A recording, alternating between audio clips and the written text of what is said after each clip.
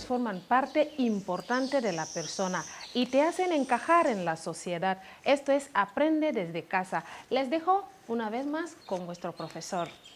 ¿Qué tal estáis, queridos alumnos? Nos encontramos en un nuevo capítulo con nuestra asignatura de lengua y literatura. Como sabréis, ya deben tener ahí sus libros, bolígrafos y láminas bien todo listo para que puedan apuntar sus dudas, sus sugerencias para el próximo programa. Entonces, en el programa pasado empezamos a ver los tipos de textos y hoy vamos a continuar viendo los últimos tipos de textos. Dijimos que los que nos interesaban eran los del ámbito temático. Por lo tanto, en el capítulo pasado vimos los científico-técnicos, los jurídicos administrativos. Hoy vamos a empezar con un nuevo grupo y empezaríamos hablando de los textos periodísticos. Sabemos que cuando hablamos de textos periodísticos son los mensajes que se transmiten a través de los medios de comunicación social, que puede ser la prensa escrita, puede ser la radio, la televisión o el internet. Ahora bien, todo esto con la finalidad de difundir o explicar informaciones de interés de una comunidad o de una colectividad. Ahora, tiene sus funciones. El texto periodístico tiene sus funciones de comunicación periodística y estas funciones son la informativa, la función informativa y la función formativa.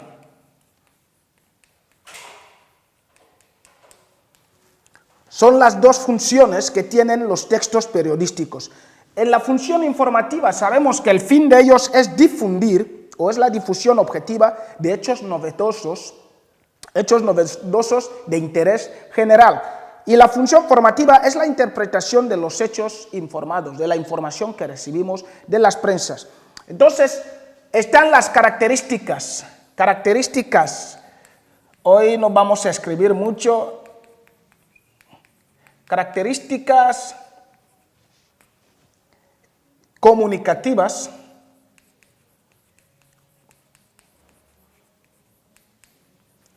Las características comunicativas de los textos periodísticos, sabemos que cuando hablamos de características comunicativas siempre aparecen ahí los elementos de comunicación.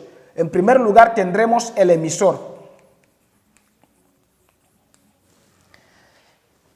Cuando hablamos de un texto o de una información periodística, sabemos que el emisor presenta ahí una complejidad. ¿Por qué? Porque en un texto periodístico o en un mensaje periodístico, el emisor puede ser el periodista en sí, el emisor puede ser también el canal. Ahora, aquí no podemos determinar que el emisor sea una sola persona, porque es una colectividad. Ahora bien, cuando hablamos del emisor, debemos tener en cuenta, como lo he dicho antes, al periodista. También debemos tener en cuenta al canal que hace posible que el mensaje, en este caso me refiero a la empresa, si se puede llamar así, que hace posible que el mensaje llegue al público. También tenemos el receptor o destinatario.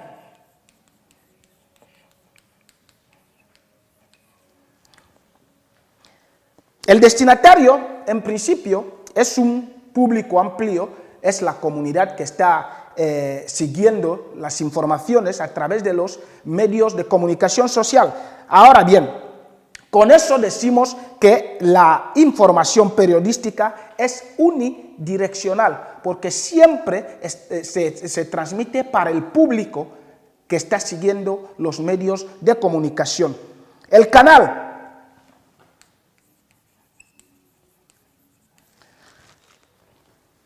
Los canales pueden ser, diferentes canales podemos encontrar en los textos o en los mensajes periodísticos. El canal puede ser visual, el canal puede ser auditivo y también puede ser audiovisual. Entre los canales visuales tenemos lo que es la prensa, el medio es la prensa escrita. Entre los canales auditivos, el medio es la radio. Ahora, entre los canales audiovisuales, los medios son tanto la televisión como el Internet. Y de ahí tenemos las características estructurales. Características estructurales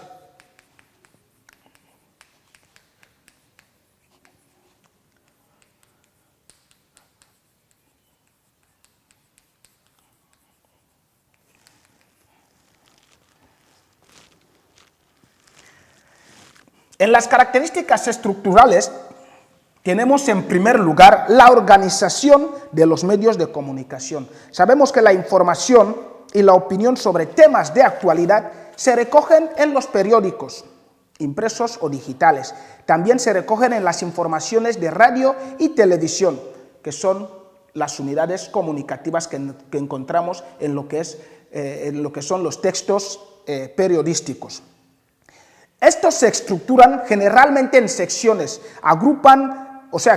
secciones que agrupan los contenidos por temas. Por ejemplo, en los periódicos, la prensa escrita, siempre encontramos ahí una sección que llamamos necrología. También encontramos una sección que llamamos deportes. Cuando tú encuentras una sección como esta, sepa que la información que van a dar ahí se refiere al tema que ocupa la sección. Cuando hablamos de deporte, significa que toda información que se va a dar en esta sección será de deportes.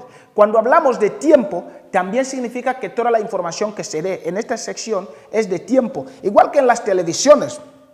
En las televisiones también encontramos las secciones de nacional, internacional, deportes y tiempo.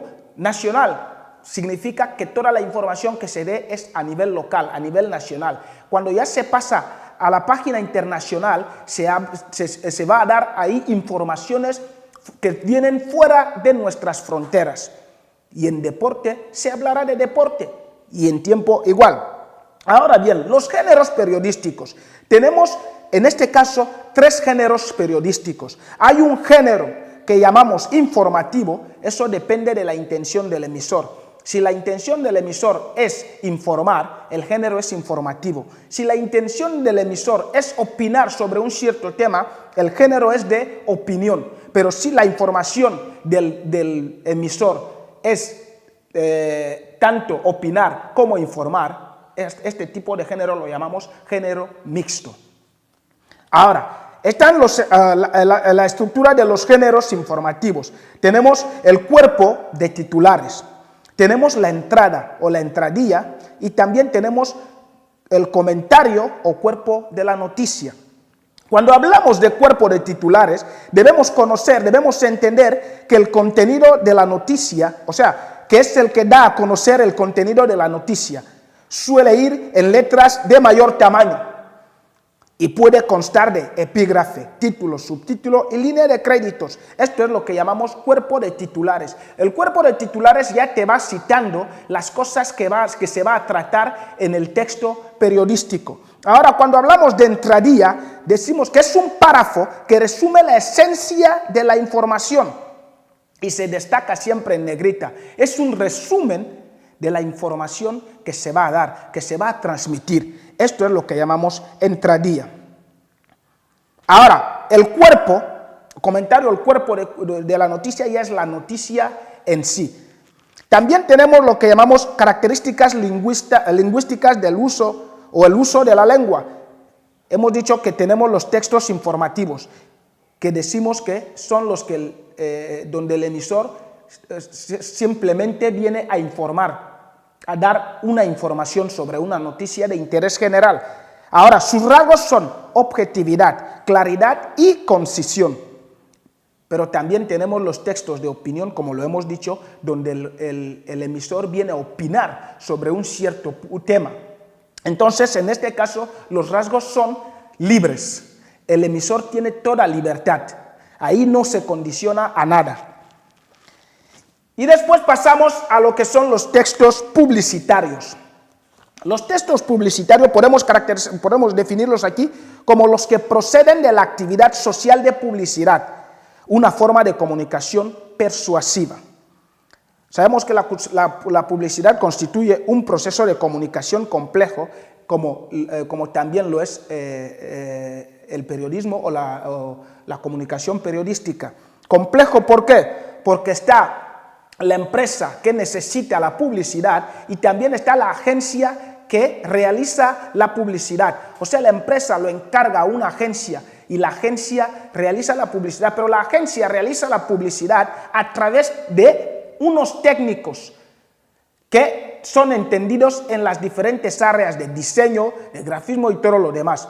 Entonces también presenta un tipo de comunicación compleja.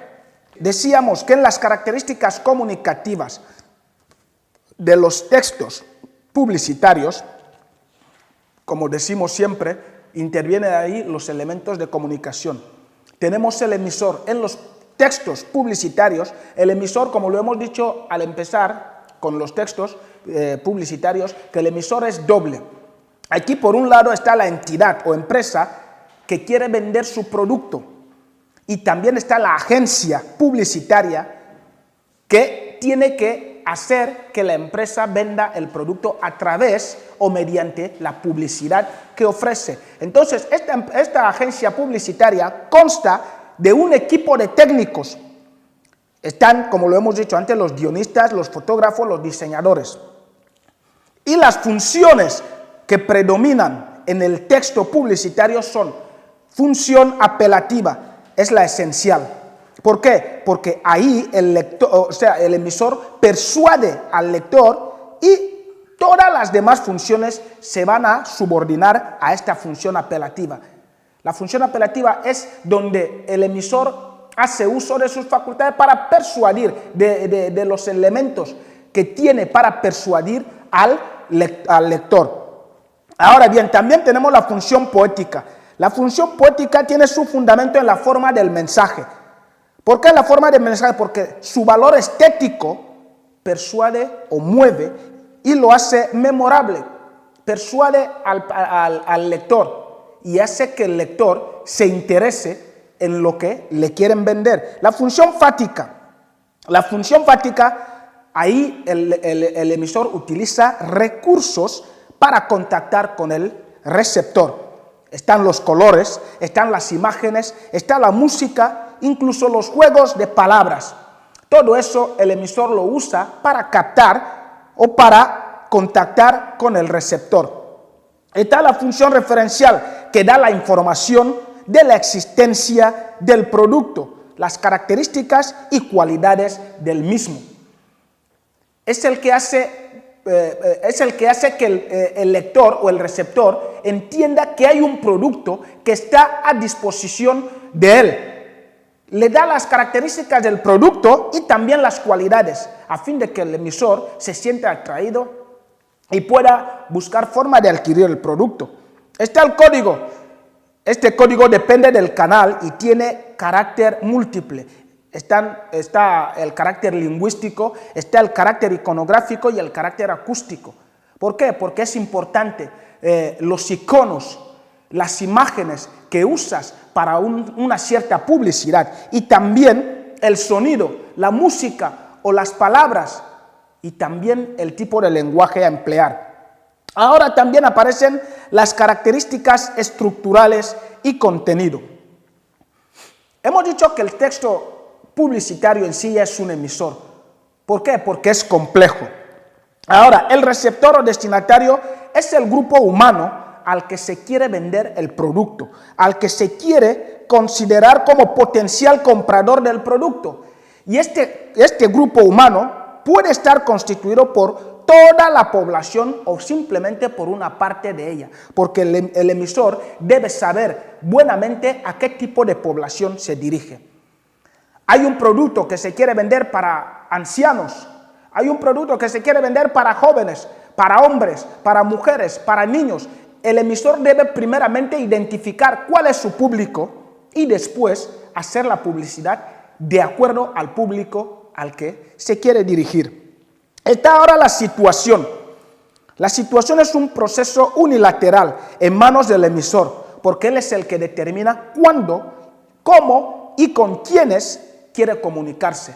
Entonces, esta es la situación. Descansa en manos del emisor. El canal es muy variado, lo hemos dicho antes. Va desde los medios de comunicación social, que pueden ser la radio, la tele, la prensa escrita. También están los muros. Los muros, el emisor puede realizar su publicidad en los muros, a través de muros. En las ciudades vemos empresas que pintan sus productos, hacen sus publicidades en muros de las calles. Entonces también está las vallas publicitarias, está la mobiliaria humana, están los vehículos y también los objetos. Entre los objetos tenemos las camisetas, las gorras, los bolígrafos y muchas cosas más. Entonces, estos son los canales que se pueden usar en lo que es la publicidad o la comunicación publicitaria, el texto publicitario para llegar al receptor. Tenemos el reclamo, que es una característica también estructural, y este reclamo puede ser lingüístico, icónico o acústico. Están también los elementos informativos. Los elementos informativos son los que muestran las ventajas del producto que se quiere vender, por razones como su calidad y su precio. ¿Por qué? Porque la calidad del producto y el precio son las cosas que se debe poner de relieve para que el receptor, el posible comprador, se interese en el producto. Están los elementos persuasivos, que son las ideas que sirven de argumentos para convencer al posible comprador, y cuyo fin es emocionar al receptor y despertar su deseo. Estos son los elementos persuasivos. Está el eslogan. El eslogan siempre suele ser una frase breve, normalmente decimos que tiene un contenido breve, pero que debe impactar al receptor. Por ejemplo, voy a tomar el ejemplo de Canal Sol, que pone el mundo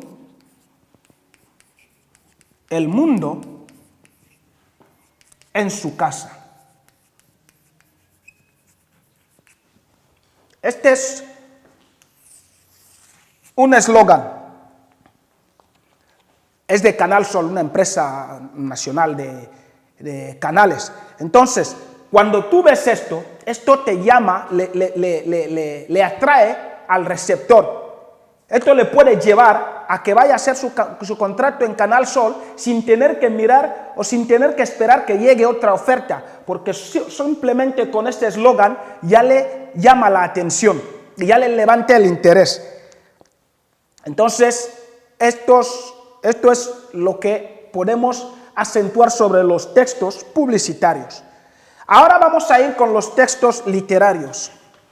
Los textos literarios son los que pertenecen al ámbito literario, al ámbito de literatura. Dice que pertenecen al dominio de la literatura. Es una forma de comunicación que sirve de la palabra con intención estética. ¿Cuáles son sus rasgos fundamentales? Tenemos su naturaleza estética, lo que significa que no tiene finalidad práctica, sino artística. Es una obra de arte realizada con palabras. También está su rasgo de intangibilidad. Esto significa que el texto literario debe reproducirse sin modificación.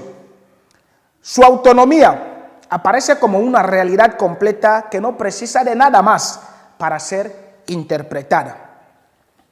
También tiene su verosimilitud.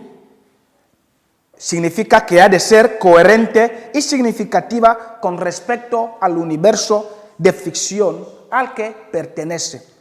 Su estructura. La estructura de un texto literario viene determinada por el género literario en el que se incluye. El texto literario, como cualquier otro texto, tiene sus características comunicativas. Y como siempre, las características comunicativas, vamos hablando de textos literarios.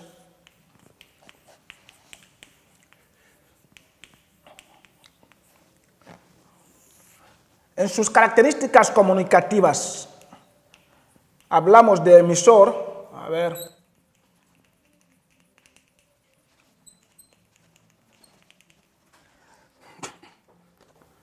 El emisor aquí es el autor o creador del mensaje literario, condicionado por factores como experiencia personal o personal visión del mundo, realidad histórica o social y cultural, y a la propia literatura. Puede seguir o desviarse de los modelos tradicionales. Aquí el emisor está libre de llevar su texto como más le convenga, porque hemos dicho aquí que depende de la experiencia personal o también de la visión personal del mundo, de la realidad histórica, social o cultural, y a la propia literatura.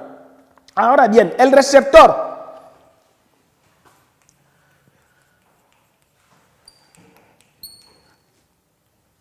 El receptor aquí es el lector, como decimos, múltiple e indeterminado.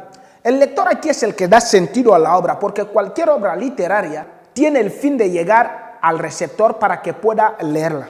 Ahora bien, por eso decimos que el receptor es el que da sentido a la obra. El canal normalmente, cuando hablamos de textos literarios, de obras literarias, el canal más habitual suele ser el libro, ya que el autor y receptor están alejados. El libro es lo que les comunica. Pero hoy en día también tenemos otros canales. Por ejemplo, existe el soporte electrónico que asegura la perdurabilidad del mensaje. ¿Por qué? Porque el libro a veces puede gastarse, el libro a veces puede quemarse, el libro puede incluso perderse. Ahora bien, el soporte electrónico, en cualquier momento que lo solicites, lo vas a encontrar ahí. El soporte electrónico nunca se va a perder. Por eso se dice que permite o asegura la perdurabilidad del mensaje. El referente lo forman la realidad representada y el contexto histórico literario que debe tenerse en cuenta para interpretar el mensaje.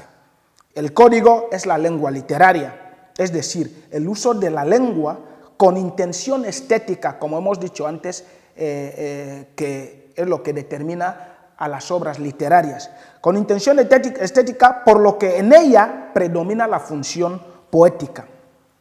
Y después aparecen las características estructurales. En las características estructurales encontramos los moldes estructurales que condicionan al autor. Hay moldes que condicionan al autor. Y uno de esos primeros moldes es la modalidad del discurso.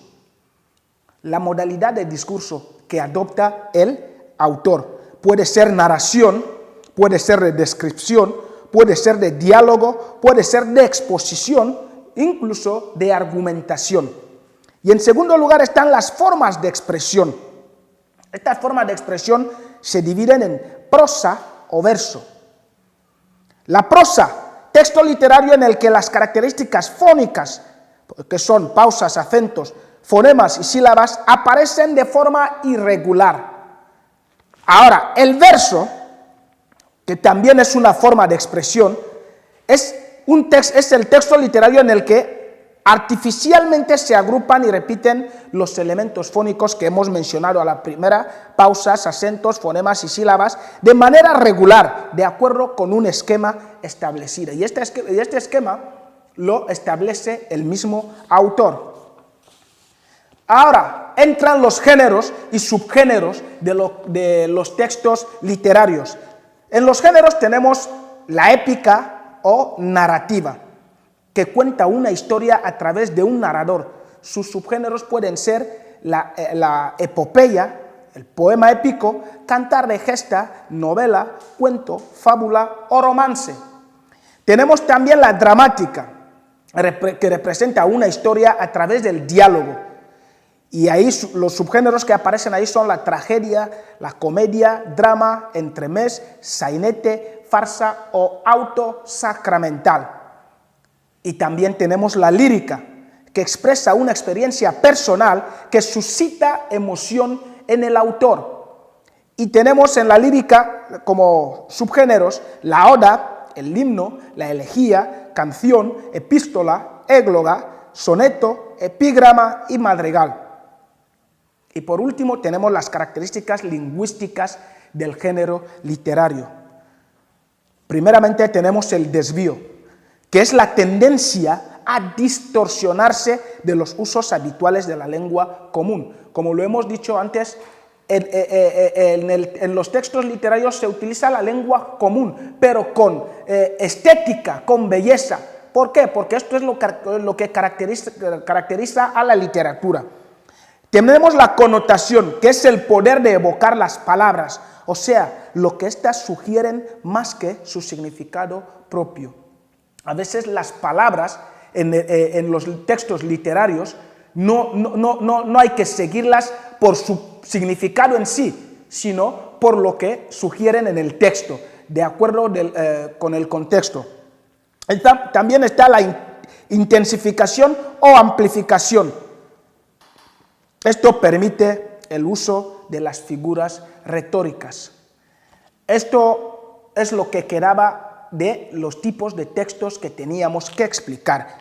Entonces, acabado con este último punto que también tiene que ver con lo que vamos a explicar el próximo capítulo, damos por finalizado lo que son los tipos de textos, pero en el siguiente capítulo vamos a ver ya paso a paso de cómo podemos comentar o cómo podemos analizar un texto literario. Espero que hayan podido seguir esta clase, aunque ha sido de manera así tan rápida, pero como les he dicho, hay que estar atentos, no tenemos tiempo y es bueno aprovechar el tiempo que tenemos. Y en la próxima clase, como les he dicho, seguimos con los análisis y comentarios. Esto ha sido todo en el programa de hoy. Espero que hayan podido tomar buena nota. Lávense las manos con abundante agua y jabón, eviten dar abrazos, eviten besitos. Sobre todo, quédense en casa por vuestro bien y el bien de vuestros familiares. No olviden de enviar vuestros mensajes al 555-599993. Y otra cosa, pueden ver el programa cuantas veces quieran solamente entrando en YouTube.